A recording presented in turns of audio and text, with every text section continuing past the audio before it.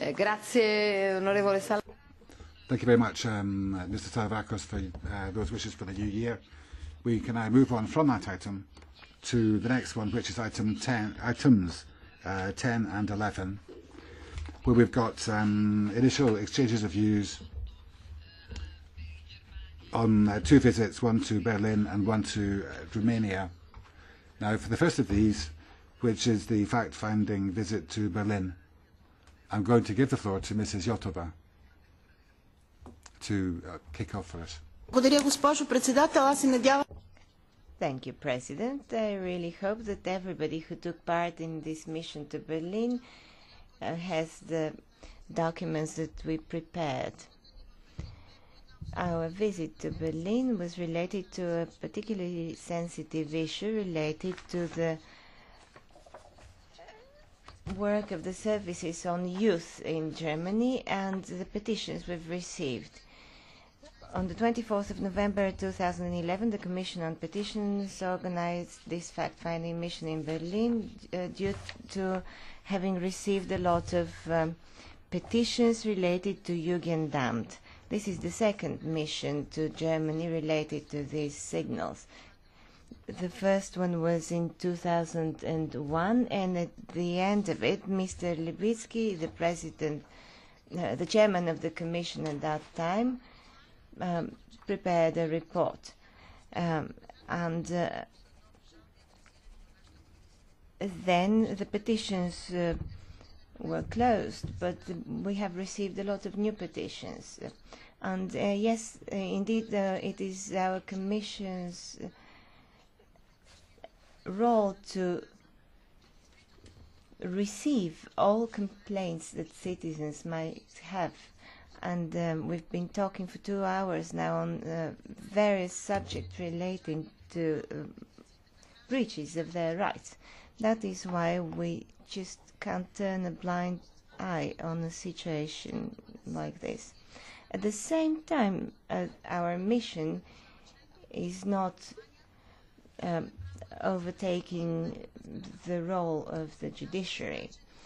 Our task is to gather the maximum possible amount of information from all stakeholders and to hear everybody.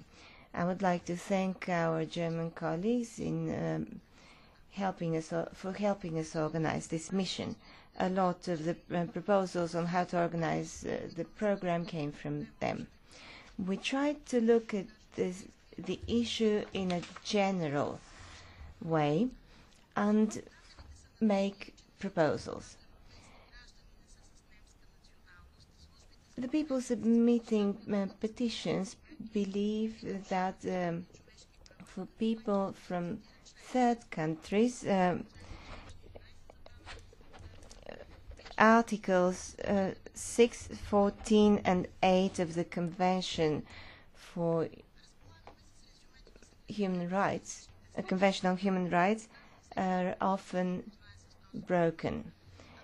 You have the documents that we have prepared, but I would like to invite everybody who was on that mission to take a careful look at the summary we've prepared, and if we've missed out something that they think was important, I ask them kindly to let us know so that we can add it. Basically, the greatest problems are related to the fact that Jugendamt interfere in divorce proceedings. The main reason they cite is to taking care of the best interests of the child and protecting children from kidnapping and bad treatment. 25% of the cases are related to international marriages. We could summarize our findings in the following way, but of course you can add to what I have to say. First, we wanted to see whether the Jugendamt have changed in any way their manner of working. from 2006 until now. Another important question was to what extent do German institutions have capacity to evaluate the objectivity of their decisions, whether and to what extent translators are used, who does the evaluations, and why is it that it is mainly from Germany that we receive petitions on this kind of problems.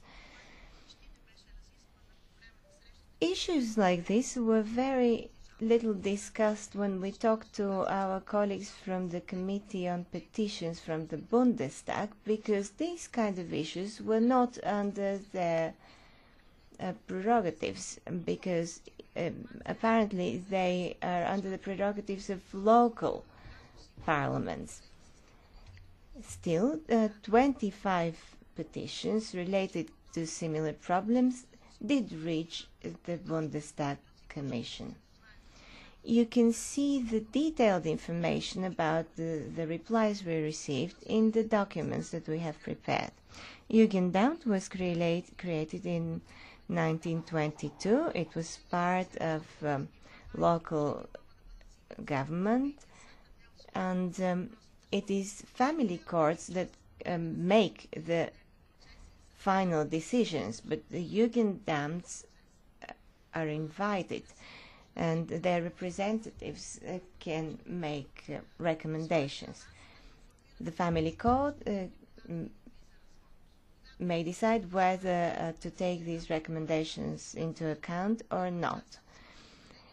In certain cases, when there is a divorce and the two parties do not want to have recommendations from the Jugendamt taken into consideration, then the Jugendamt is not invited. But the Jugendamt must be there when there are signs that a child might be under a particular threat, or when there is evidence of criminal behavior. Oftentimes, the petitions also say that the decisions are made on a very subjective basis.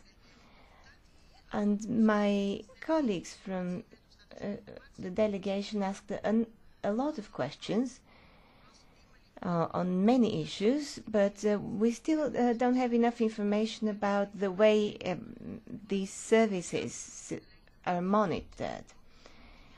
The way the services are organized relate them to local governments, so we couldn't receive much information on the central level.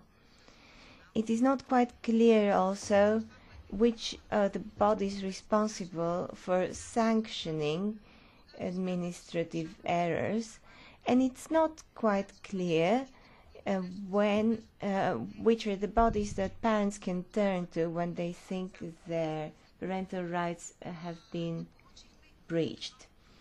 Oftentimes, parents are forced to speak only German during the proceedings, and many of the proceedings, the petitions are related to that issue as well. But we haven't received enough information on that question.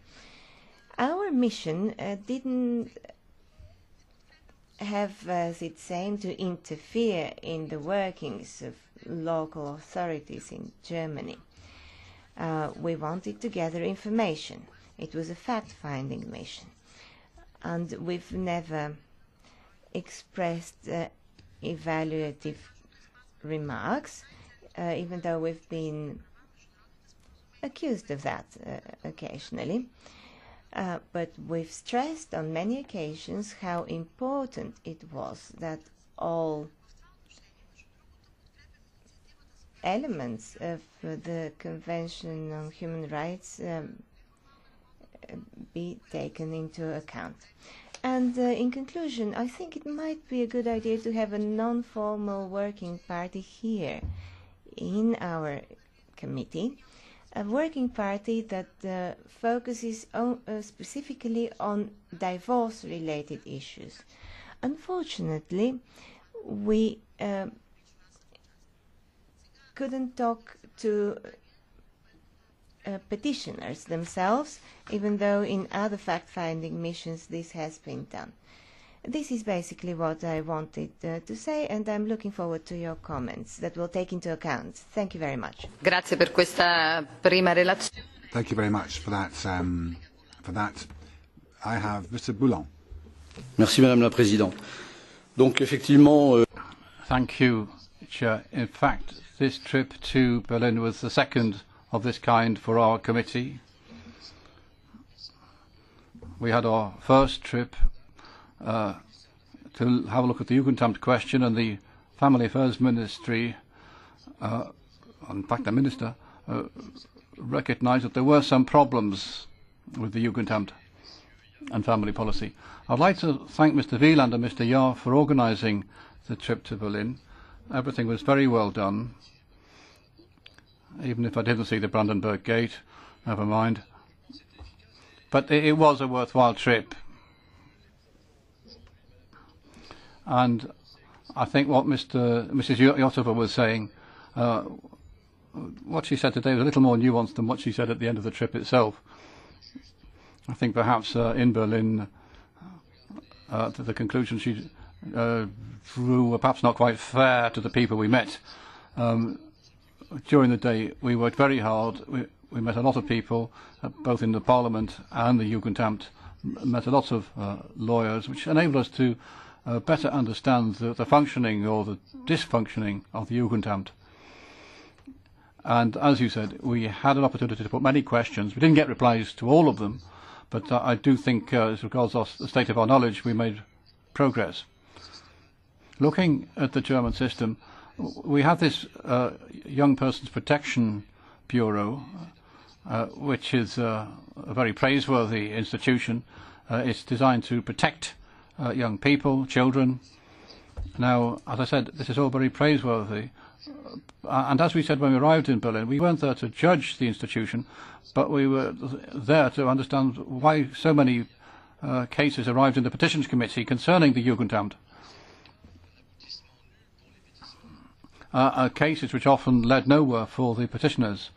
So we were seeking explanations and seeking to see why they didn't have any ways of complaining effectively in Germany.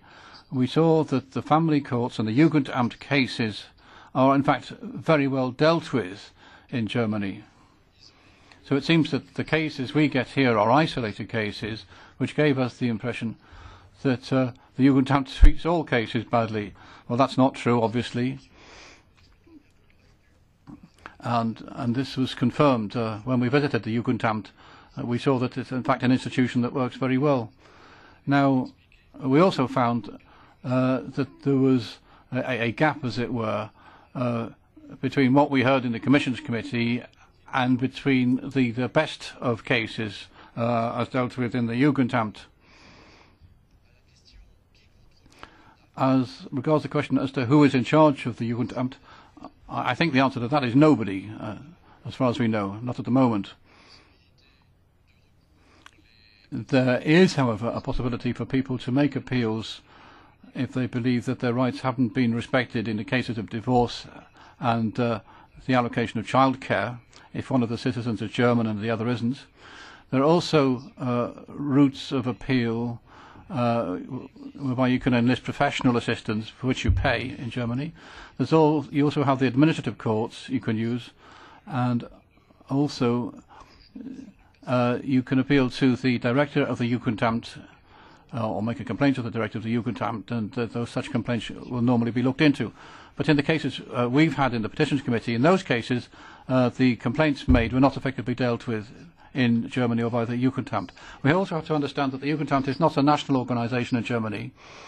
It's an independent organisation you have in each local authority in Germany. So you have as many Jugendamts in Germany as you have local authorities, but there's no overall supervision, there's no network, as it were, between these individual Jugendamts. Germany is not the only case or the only country that has such arrangements. The same thing applies in France.